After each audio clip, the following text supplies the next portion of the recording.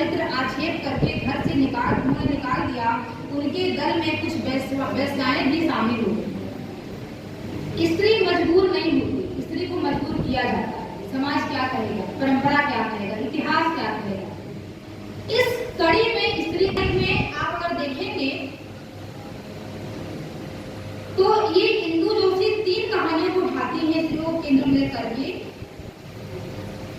पहला जो है साकर कहानी जाकिया जुबेरी की, एंटरप्रेन्योर उषा राजे की और यूं ही चलते हुए पूर्णिमा बर्मन की कहानी। ये 3 और दिशा को चित्रित करती हैं और बार बार आपसे, हमसे और हमारे समाज से प्रश्न पूछती हैं कि हमारा स्थान कहाँ है।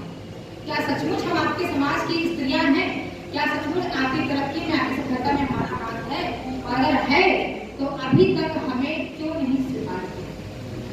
स्त्रियों के कई संदर्भ यहाँ उतर आते हैं और ये कहानी जो है, तीनों कहानियां, जब जो पत्रिका है अगर उसे पूरी तरह से अगर देखें तो इसका जो शुरुआत ही जो है यह सदीनामा के प्रथम भाग में ही जो हमारा अंतर्राष्ट्रीय संगोष्ठी हुआ था दिसंबर के महीने में प्रवासी साहित्य पर केंद्रित, उसकी एक रूपरेखा प्रस्तुत की गई सबसे पहले।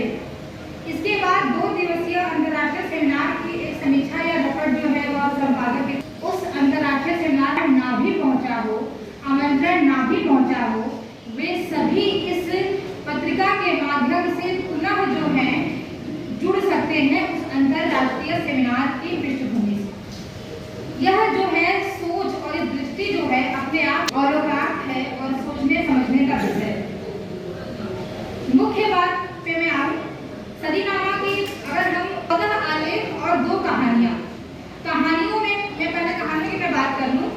कहानियों में 2 कहानियां जो यहाँ पर संकलित की गई है, मोह के धागे और वह माझी लाखों में एक थी।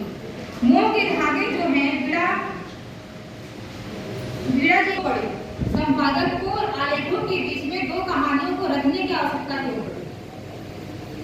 उत्तर यही होगा कि कुछ कहानियां इसलिए नहीं लिखी जाती कि लिखी जानी चाहिए, कुछ कहानियां इसलिए भी लिखी जाती हैं कि वह हमारे परिवेश और हमारी परंपरा, हमारे समाज में दिन प्रतिदिन घटित होती रहती है और वह कहानीकार के शब्दों में ढल करके कहानी बनके हम सब के हृदय तक पहुंचने के लिए हमेशा गतिशील बनी रहती है।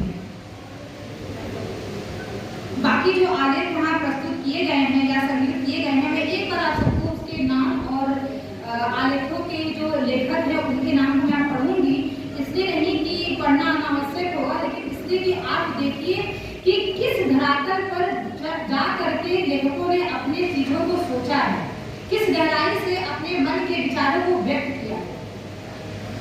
पहला जो आलेख है परासी विश्वास जी का शाम भर बातें शीर्षक से।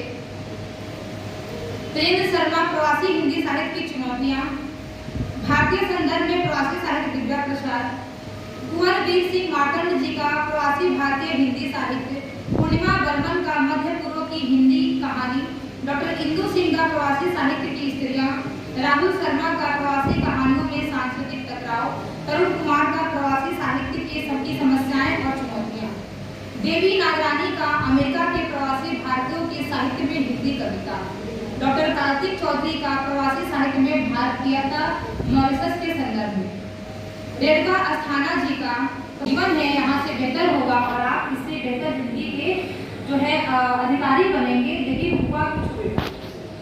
जहाँ पर कैद तो थी लेकिन रिहाई नहीं, वह ऐसा जाल था कि वहां जाने वाले उसके आदी बनके रहने को मजबूर हो गए।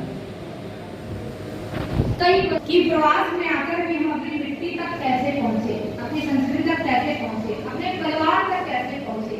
यानी जो अभारतीय हो गया हुआ भारतीय परिवार था, वह पुनः भारत लौटने को इतना व्याकुल था, लेकिन उसे राह नहीं मिल रही थी। यह राह बनता है प्रवासी साहित्य के रूप में। जब प्रवासी साहित्य का शुरुआत होता है जब सरकार बनता है भारत के बाहर रहने वाले लोगों का और भारतीय जो कहे जाने वाले लोगों का। मैं और अधिक समय पर नहीं लूंगी, लेकिन कुछ जगहों पे मैं आपके ध्यान को लाना चाहूंगी। वैसे तो 14 आलेख हैं और मैंने 14 आलेख को पढ़ा, उसमें तमाम बातें जो है सच मानिए आप लोग निकलती है तो सिर्फ पत्रिका की खानापूर्ति करने के लिए नहीं निकलती, कभी कभी पत्रिकाओं के माध्यम से ही भी एक महान उद्देश्य की पूर्ति होती है, जो कि इतिहास बनाने लेने में सक्षम होती है। 14 आलेखों में मैंने कुल सिर्फ और सिर्फ 5 आलेखों को लिया है, और उसमें से भी मैं बस 10-12 ही कोटेशन में बात करूंगी, जिसपे आप सब समझ सकते हैं कि कड़ी कहाँ से शुरू होती है, कहाँ जुड़ती है। कृपया शांति बनाए रखें, मैं बहुत कम ही संक्षिप्त में खत्म करूंगी वक्तव्य को, देर भी हो गई मुझे, मैं समझ रही हूँ। पहला जो आलेख है तेजेंद्र शर्मा का, प्रवासी हिंदी साहित्य की चुनौतियां। इसमें पृष्ठ 16 पर देखिएगा, उसमें एक तेजेंद्र शर्मा लिखते हैं कि ब्रिटेन, अमेरिका, कनाडा, यूरोप, खाड़ी देश, ऑस्ट्रेलिया या सिंगापुर आदि में भारत से जाकर बसे हिंदी के साहित्यकार, हिंदी साहित्य के प्रवासी साहित्यकार। यहाँ उन्होंने प्रवासी साहित्यकार की परिभाषा ही बता दी है कि आप प्रवासी किसे मानेंगे और प्रवासी का क्षेत्र कहाँ तक बढ़ा है, विस्तारित रूप से फैला हुआ है। वो आगे फिर 17 नंबर पेज पर उसी कड़ी में लिखते हैं कि प्रवासी हिंदी साहित्यकारों के सामने सबसे पहली समस्या तो स्वीकृति की रही। बड़े छोटे सभी आलोचक प्रवासी हिंदी साहित्य को द्वैम दर्जे का साहित्य मानते रहे।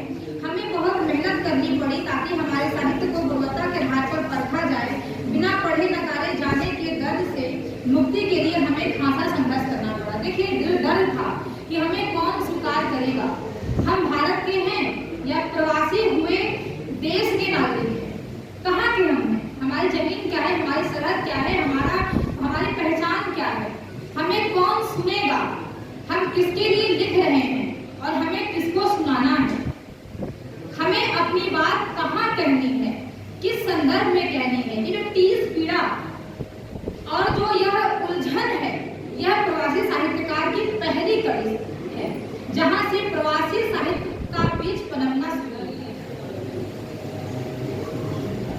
उसी आलेख में पृष्ठ नंबर 18 में प्रवासी लेखक फिर कहते हैं, प्रवासी हिंदी साहित्य के लिए सबसे बड़ी चुनौती अस्तित्व को बचाए रखने का है। किसका अस्तित्व? आपका और हमारा अस्तित्व। अगर मैं हूँ तो आप हैं, और आप हैं तो मैं हूँ, और आप और मैं हूँ तो हम सब हैं। यही अस्तित्व को बचाए रखने की बात प्रवासी साहित्यकार बार बार। इसके बाद दूसरा जो आलेख बहुत सोचने को मजबूर करता है, डॉक्टर इंदु सिंह का आलेख है प्रवासी साहित्य की स्त्रियां। जिन स्त्रियों को नेपथ्य में ढकेल दिया जाता है, जिन स्त्रियों को समाज के का कोई भी महत्वपूर्ण स्थान देने के लिए हमारा जो समाज है हिचकिचाहट से भर जाता है, द्वैम दर्जे की सहानुभूति, इसके संघर्ष को बयां करता है यह आलेख। देखिए यहाँ पे कितना सुंदर प्रवासी महिलाओं का दर्द है। पृष्ठ नंबर 31 में आप देखेंगे, इंदु सिंह कह रही हैं कि कुछ स्त्रियां पतियों के साथ गईं प्रवास में। सुनकर देखो जी, ममता राहुल मोदी बोले, लिखे जितेंद्र जी।